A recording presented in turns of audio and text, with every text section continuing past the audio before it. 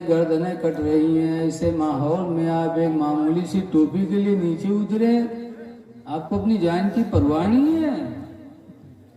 तो खालिद इब्न वलीद कहते हैं, सुनो, जिस टोपी को उठाने के लिए मैं घोड़े से उतरा हूँ, इस टोपी में मेरे पैगंबर का एक बाल मुबारक लगा हुआ है। खालिद की जान चली जाए ये तो गवारा है, लेकिन मेरे पैगंबर के बाल मुबारक की तौहीन हो जाए ये खालिद को गवारा नहीं। सुभान अल्लाह की बात है। बड़ा इश्क था साहब। इसीलिए हजरत अली शेर खुदा रदी अल्लाह ताला अन्हु से किसी ने पूछा कि अली ये बताओ कि तुम्हारे पैगंबर ज्यादा सखी थे कि हातिम ताई ज्यादा सखी था? हातिम ताई को सुना है आप लोगों ने? बहुत मालदार और बहुत सखी इंसान था। उसने अपना घर बनवाया था तो घर में कितने दरवाजे लगवाए थे? 10। कितने दरवाजे लगवाए थे? 10। हमरे आपके घर में कई दरवाजा होते हैं? एक या दो होते तो एक निकले वाला और एक पीछे भागे वाला कि कोई मुसीबत पड़े बा खसक ले पीछे से।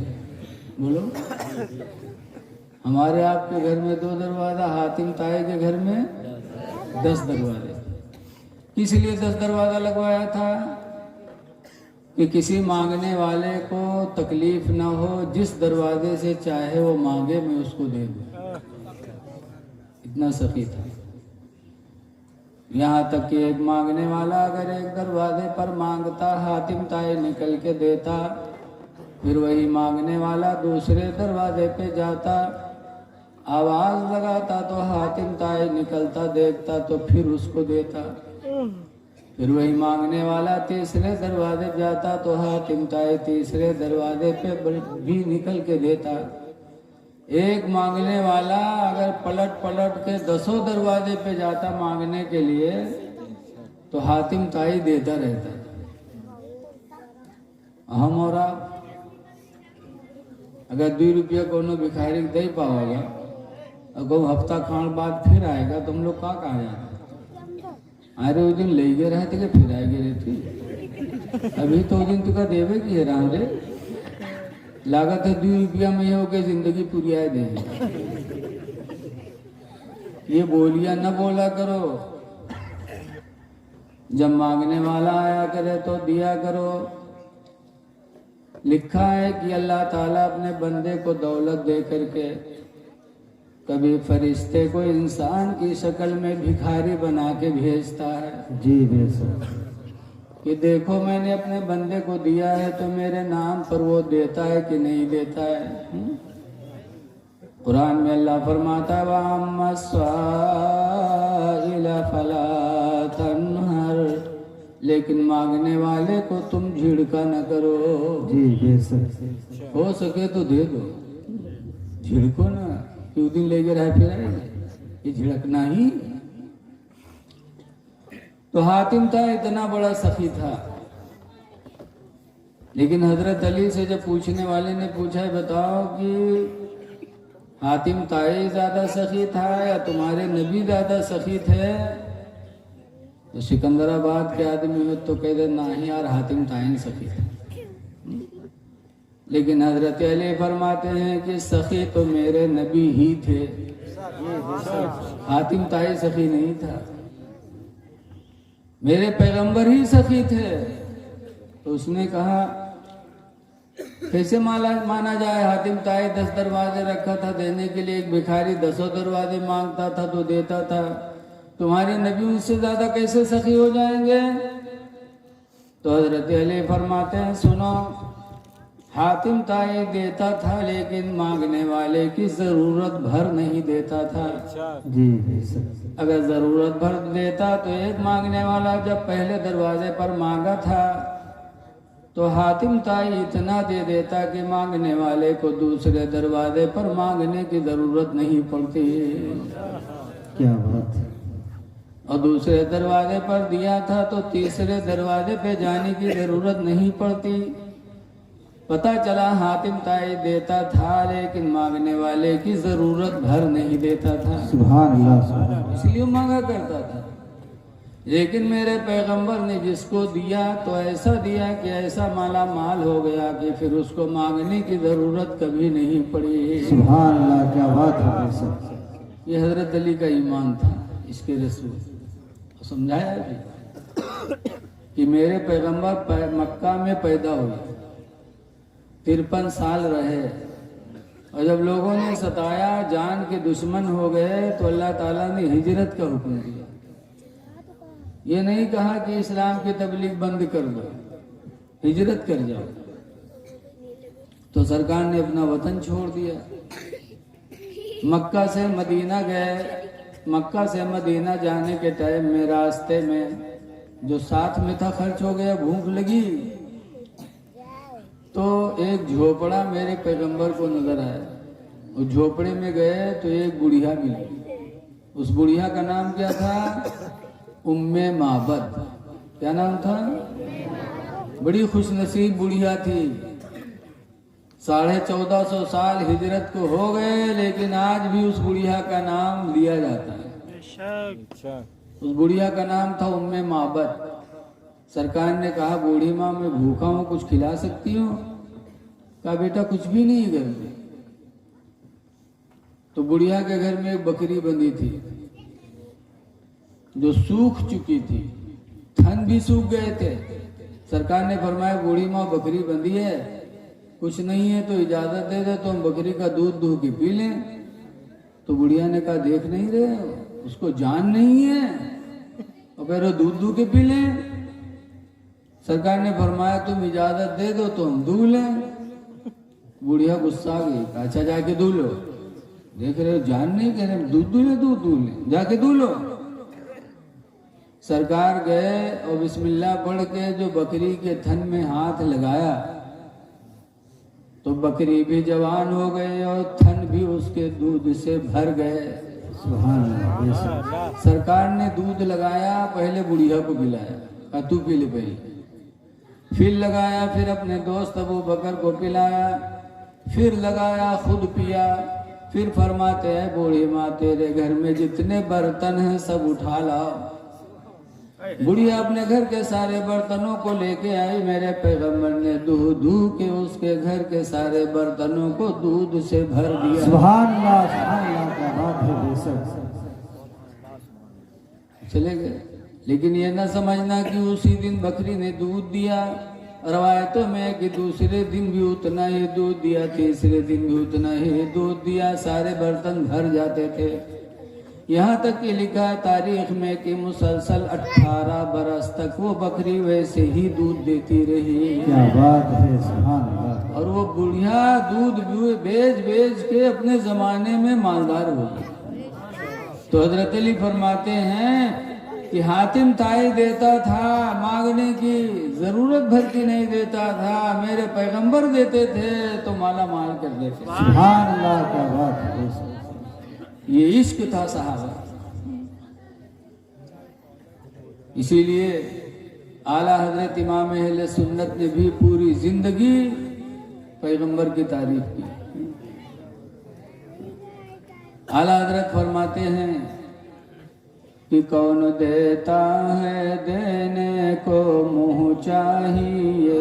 सुभान अल्लाह, सुभान अल्लाह। कौन देता है देने को मुँह चाहिए,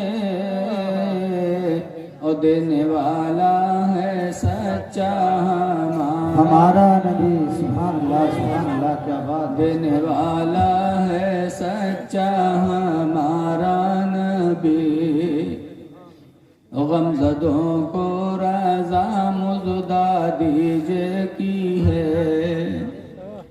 गमज़दों को रज़ा मुज़दा दीजिए की है। बेकसों का सहारा हमारा नबी, बेकसों का सहारा हमारा नबी। सुभान अल्लाह। तो ये लोगों, इसके रसूल की बुनियाद पर सहाबा चमके। आज हम और आप तो दीन के मामलात में अपनी अकल को चलाते हैं, लेकिन सहाबा अकल को नहीं चलाते थे, बल्कि देखते थे पैगंबर फरमा रहे हैं, जो फरमा रहे हैं यही वजह है। जैसे कि मक्का से निकले सरकार, मदीना चले गए, लेकिन कुछ दिनों के बाद उम्रा करने के लिए हुजूर मदीने से मक्का आए। 1400 सहाबा को लिया और उम्रा करने के लिए आए। रब्द बेटा देखो, अभी 10:30 11 भी शायद नहीं बजे, अभी 11 नहीं बजे हैं, और इतनी मेहनत से हजरत ने जलसा सजाया। तो आप लोग थोड़ा माहौल सुकून का रखो, उठना बैठना छोड़ दो। 1 घंटे की बात है। जागना है जाग ले अफलाक के साए तले जी, जागना है जाग ले अफलाक के साए तले, हश्र तक सोना पड़ेगा खाक के साए तले। सुभान अल्लाह, बेशक बेशक। जाग लो। गौसे आदम की महफिल में आए हो, उन्होंने 40 साल तक ईशा के वजू से फजर की नमाज पढ़ी। 40 साल तक सोए नहीं गौसे पाक, रात रात इबादत करते रहे, ईशा के वजू से फजर की नमाज पढ़ी थी। तो शैतान आया था, शैतान नूरानी चेहरा बना करके, लंबा तड़ंगा, और आया, कहा गौस तुमने 40 साल तक ईशा के वजू से फजर की नमाज पढ़ी है, मैं तुम्हारा खुदा हूँ माअल्लाह। कहा मैं खुदा हूँ, मैं नमाज माफ करता हूँ, तुमको पढ़ने की जरूरत नहीं, बहुत पढ़ा तुमने। सिकंदराबाद के मुसलमानों तो कहता हाँ भैया बहुत मेहनत की है, बहुत मेहनत की। लेकिन गौसे पाक ने क्या फरमाया, ला हौल वला कुव्वता इल्ला बिल्लाह, तू शैतान है, खुदा नहीं है, तू शैतान है। जब नमाज अल्लाह ताला ने मेरे नबी को माफ नहीं किया, तो उनके उम्मती को नमाज अल्लाह कैसे माफ करे? कैसे माफ करे? आवाज आई है बाबा गई, घेरे परे नहीं है मुरीद के घर में, ना अजान से मतलब ना नमाज से मतलब, पड़े नहीं है घर में, और बना थे पीर फकीर। गौसे पाक की जिंदगी देखो, सबसे बड़े पीर है गौसे पाक। उन्होंने कहा जब नमाज अल्लाह ने नबी को माफ नहीं किया, तो उनके उम्मती को अल्लाह नमाज कैसे माफ करे? हमरे यहाँ खन्नापुरवा में एक बाबा आवा, और हफ्ता भर गुजर गया, बड़ा चर्चा गांव में है, लेकिन मस्जिद में होगा एको दिन नहीं देखा, एको नमाज में, और बड़ा चर्चा। एक दिन नमाज मगरिब पढ़े तो रास्ते में 4-5 मेहरुए खड़ी फसर फसर करत रहा, तो हम तारे बड़े उनके कहा बात, मेरे मौलाना भैया बहुत जलाली बाबा है। हम कहें बहुत जलाली, कुछ देखो, कहें मौलाना भैया बहुत जलाली हैं। वो एक बीड़ी नहीं पिए थे मौलाना भैया, पूरे पूरे बंडल मांग लगा के पिए थे मौलाना भैया, बहुत जलाली है।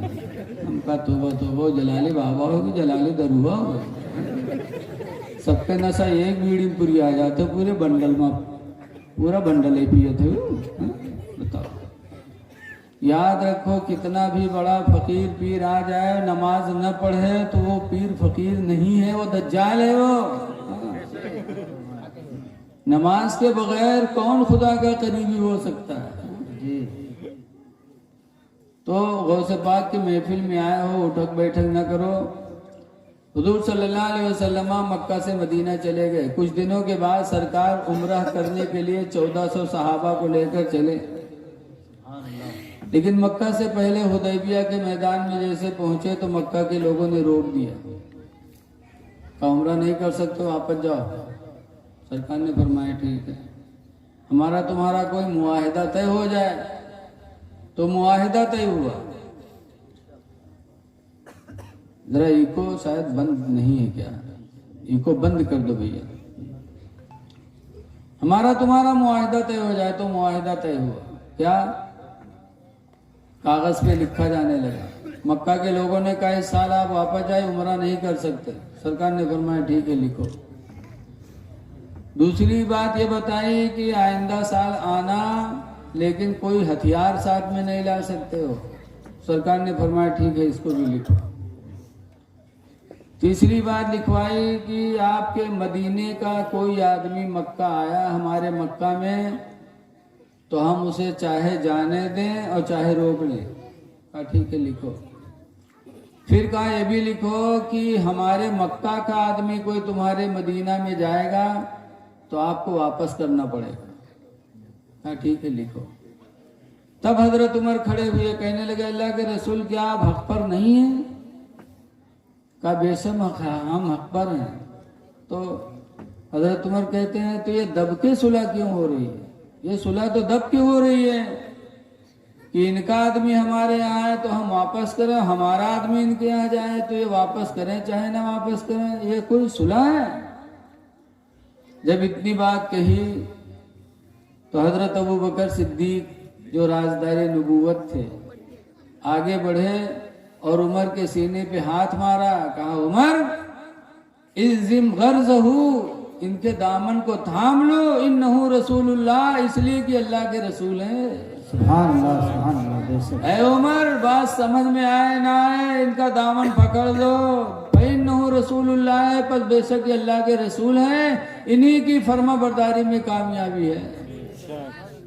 मान लिया और यही वजह हुई कि चले गए सरकार, सुलह कर लिया। जिद नहीं किया मेरे नबी ने, चले गए। और रमजान का महीना आया तो 10,000 सहाबा को लेकर हुजूर ने मक्का पे फतह किया।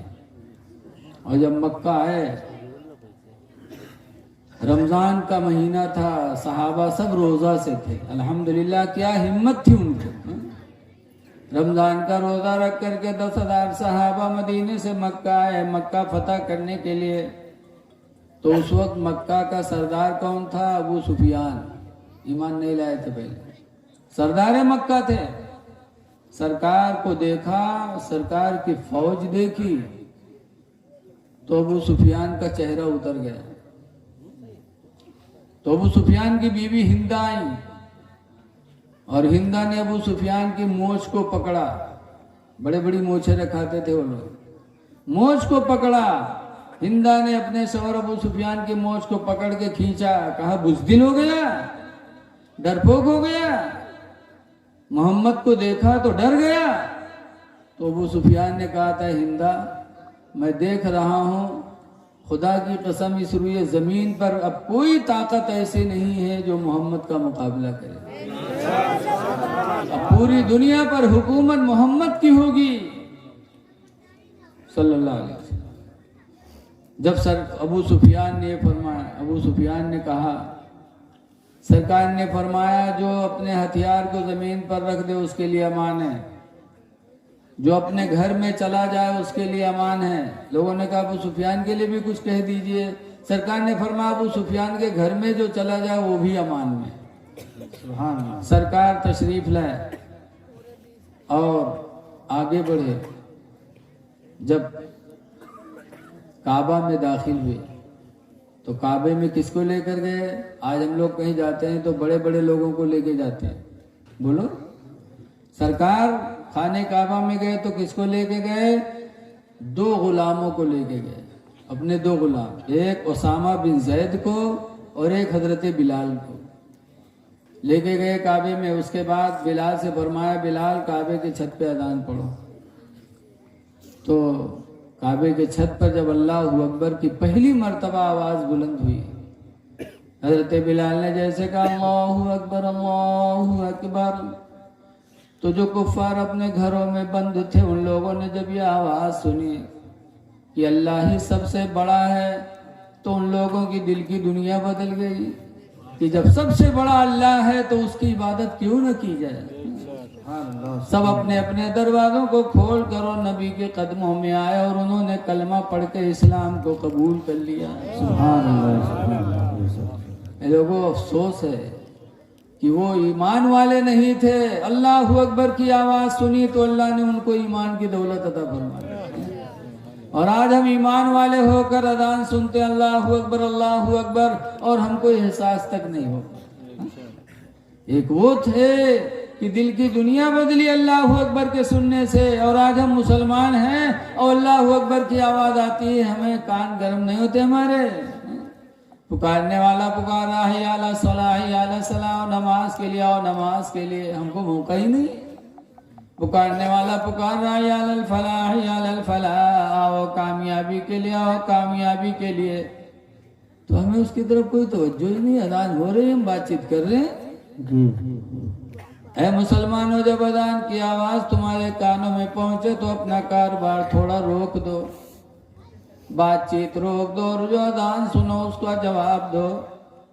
हदीस पाक में जाबिर काला काला रसूलुल्लाह, हजरत जाबिर से रवायत है अल्लाह के नबी ने इरशाद फरमाया, मन काला हीना यस्माउन निदा, जिसने अजान सुन करके कहा, क्या कहा, अल्लाहुम्मा रब्ब हादी दावती ताम्मा, यानी अजान सुन करके अजान की दुआ जिसने पढ़ी तो हुजूर फरमाते फकुन तो लहू यौमल क़ियामति शाफ़ियन व शहीदा, तो क़यामत के दिन में उसकी शफाअत भी करूंगा और उसके ईमान की गवाही भी दूंगा। सुभान अल्लाह, क्या बात है। लोगों, अगर क़यामत के दिन हमने पैगंबर की शफाअत चाहते हो तो अज़ान सुनो और अज़ान के बाद दुआ भी पढ़ो, और जिसके ईमान की गवाही मेरे नबी दे दें, उससे बड़ा ईमान किसका हो सकता है। सुभान। नबी की शफाअत नसीब होगी अज़ान के एहतराम करने वाले के लिए। इसीलिए हम सबका अकीदा है कि नबी हम सबकी शफाअत करेंगे। आला हज़रत इमाम अहले सुन्नत फरमाते हैं कि पेश हक मुजुदा शफाअत का सुनाते जाएंगे, बेशक सुभान अल्लाह। पेश हक मुजुदा शफाअत का सुनाते जाएंगे, आप रोते जाएंगे हमको हंसाते जाएंगे। सुभान अल्लाह, सुभान अल्लाह, सुभान अल्लाह, माशाअल्लाह। बेशक। तो सरकार ने सुलह किया, और जब मक्का फतह हुआ तो बड़े बड़े मुजरिमीन पकड़े गए। वो लोग भी पकड़े गए जिन्होंने सरकार के चेहरे पे पत्थर मारा था, सरकार के दांत टूटे थे, वो भी पकड़े गए। वो लोग भी पकड़े गए जिन्होंने मेरे पैगंबर को 3 साल तक अबू तालिब के हाथे में बगैर दाना पानी के बंद रखा था। 3 साल तक मेरे पैगंबर बंद रहे, न पानी दिया न दाना दिया, घास को खा खा करके मेरे पैगंबर ने 3 साल अबू तालिब के हाथे में गुजारा। वो भी आए। वो लोग भी पकड़े गए जिन्होंने मेरे पैगंबर की बड़ी लड़की ज़ैनब को नेज़ा मारा, और ज़ैनब हमल से थी। नेज़ा मारा, हजरत ज़ैनब का हमल खत्म हो गया। तब रसूलुल्लाह रोए थे। एक बाप को अपनी लड़की से कितनी मोहब्बत होती बाप ही जानता है। ऐसे मुजरिम भी पकड़े गए तो कांप रहे थे कि आज मोहम्मद हम पर गालिब आ गया, आज हमसे बदला लेंगे। सुभान। एक सहाबी को जोश आया, आगे बढ़े, उन्होंने कहा अल यौम यौमुल मज़हमा, ऐ मक्का के लोगों सुन लो, आज तुमसे बदला लेने का दिन है, आज हम गालिब आए हैं, तुमसे बदला लेंगे। सुभान। तो मेरे पैगंबर आगे बढ़े और उस सहाबी को पीछे हटाया, कहा लाल यौम यौमुल मज़हमा, आज का दिन बदला लेने का दिन नहीं है। मेरे नबी फरमाते हैं बल अल यौम यौमुल मरहमा, आज का दिन तो रहमत का दिन है। फतह किया मेरे पैगंबर ने तो मक्का के लोगों को रहमत का पैगाम सुनाया। तो जो लोग दूर थे वो भी इस्लाम से करीब हो गए। लोगों, सरकार की जिंदगी हमारे तुम्हारे लिए नमूने अमल है। सुलह किया था मेरे पैगंबर ने, दब कर सुलह की थी, लेकिन सुलह कर लिया था। लेकिन आज हम लोगों में जिद है, अगर मुकदमा चल रहा है तो 20-20 साल तक चल रहा है, लड़ रहे हैं, पहले ना मुझसे कम ना उनसे कम। ऐ मुकदमा लड़ने वालों, सुलह कर लो। तुम कमजोर बन जाओ, कमजोर बन के तुम सुलह कर लो तो इंशाअल्लाह गलबा तुम्हारा ही होगा। मियाँ बीवी में झगड़ा चल रहा है, मियाँ बीवी में अगर मुकदमा हो रहा है तो दोनों में सुलाहियत हो जाए। जो नरमी करेगा, जो नर्म बनकर कमजोर बनकर के सुलह कर लेगा, अल्लाह उसके दर्जों को बुलंद फरमा देगा। सुलाहियत कर लो। और दो लड़ने वालों में अगर आपसे हो सके तो दो लड़ने वालों में समझा बुझा करके सुलाहियत करा दो। दोनों में सुलाहियत कराने के लिए अगर झूठ भी बोलना पड़े तो मेरे पैगंबर फरमाते झूठ बोल कर भी लड़ने वालों को सुलह करा दो। सुलाहियत के लिए झूठ बोलना भी जायज। हदीस में हुजूर फरमाते अब्दुल्लाह इब्न अब्बास क़ाला क़ाला रसूलुल्लाह, अब्दुल्लाह बिन अब्बास से रवायत है, फरमाते मेरे पैगंबर ने इरशाद फरमाया लैसल किज़्ज़ाबु, वो झूठा नहीं है। कौन? अल्लज़ी युस्लिहु बैनन नास, जो झूठ बोल कर लोगों के दरमियान में सुलह करा दे। फरमाते वो झूठा नहीं है, बल हुआ यक़ूलु खैरा, बल्कि वो तो अच्छी बोली बोल रहा है। सुलह कराओ, सुलह कर लो, जिद ना करो। जिद्दी का अंजाम बहुत बुरा होता है। एक जिद्दी का वाक़या मौलाना अब्दुल मुस्तफ़ा आदमी अलैहि रहमा ने अपनी किताब हक़्क़ानी तकरीर में लिखा है। एक जिद्दी का वाक़या, जिद नहीं करना चाहिए किसी मामले। लिखते हैं कि एक नवाब साहब थे। एक नवाब के नौकर रहा, के नाम रहा बुद्धू। तो नवाब साहब ने कहा यार बुद्धू, ससुराल से दावत आई, ससुराल चलना था। ससुराल की दावत बहुत अहम होती है जी। बोलो तो सब कोई कुंवारिन बैठे यार, बोलो ना यार, खाना है। ससुराल की दावत मिल जाए तो आदमी सब काम छोड़ के ससुराल जाता है जी। नवाब ने कहा यार ससुराल से दावत आए, बुद्धू ससुराल जाना था। बुद्धू ने कहा चलिए चला जाए। तो नवाब साहब ने कहा यार चलता, लेकिन मेरा पैजामा बहुत गंदा है। तो बुद्धू कहे हमारा पैजामा साफ है, आप हमारा पहन लो, हम नौकर आदमी आपके पहन ली, हम गंदा रहे तब भी चल जाइए। नवाब साहब कहे नहीं यार, अगर ससुराल वाले मालूम नहीं हुआ कि नवाब बुद्धू पैजामा पहन के आए हैं तो कितनी बड़ी बेइज्जती हुई। बुद्धू ने कहा पहनो पैजामा हमारे, जब हम न बताए तो कोई कैसे जाएंगे, पहनो। तो नवाब साहब ने कहा ध्यान देना, फिर कहीं बताना नहीं। कहा नहीं आप पहनिए। तो बुद्धू ने अपना पैजामा पहना दिया नवाब साहब को, नवाब का पैजामा खुद पहन लिया। अब जब ससुराल पहुंचे तो नवाब साहब के लिए दरवाज़ा खुल गया, अंदर चले गए और बुद्धू की चारपाई बाहर पड़ गई। गांव के लोगों को पता चला कि नवाब साहब आए हैं, तो कुछ लोग मिलने के लिए आए। जब मिलने आए तो बुद्धू बाहर थे। लोगों ने पूछा बुद्धू भाई नवाब साहब कहाँ हैं? तो बुद्धू ने कहा अगर नवाब साहब से मिलना है तो अंदर चले जाओ, और अगर उनके पैजामा से मिले आए तो इधर मिल लो। तो लोग सोचेंगे कि नहीं कौन सी बात है, कहीं बात ऐसे है, अगर उनसे मिले आए तो अंदर चले जाओ, अगर उनके पैजामा से मिले आए तो इधर मिल लो। अब नवाब साहब सुनी तो बहुत आग बगोला, लेकिन करें क्या बेचारे। जब लोग मुलाकात करके चले गए, नवाब साहब निकले, डांटे लागे कि बदतमीज़ कहीं का, तूने मेरी बेइज्जती कर दी। तो बुद्धू कहते हैं अरे साहब गलती हो गई, भूल गया था, माफ़ कर दीजिए। अल्लाह माफ़ करता, अभी माफ़ कर दो। फिर माफ़ कर दिया। फिर कुछ लोग मिलने के लिए आए। जब फिर आए तो फिर बुद्धू बाहर मिले। लोगों ने पूछा बुद्धू भाई नवाब साहब कहाँ? बुद्धू कहते नवाब साहब तो अंदर है, लेकिन एक बात सुन लो। कहीं नवाब साहब के पास जाए, सब बात पूछो, लेकिन उनसे उनके पैजामा न पूछो कि पैजामा कहाँ है। पैजामा न पूछो, कहीं हाँ बस बात ऐसे है, पैजामा न पूछो, बाकी सब पूछो। अब नवाब साहब सुने तो बहुत खपा। जब सब लोग मिलकर चले गए तो नवाब साहब आए का मारे लगे, कहीं कमीना कहेगा तूने मेरी बेइज्जती कर दी। बुद्धू कहते अरे साहब मना तो किया रहे पैजामा न पूछो। कहता हट ना, फिर पैजामा पकड़ा है। तो कहा अच्छा माफ़ कर दीजिए, पैजामे का नाम ज़बान पे नहीं आया।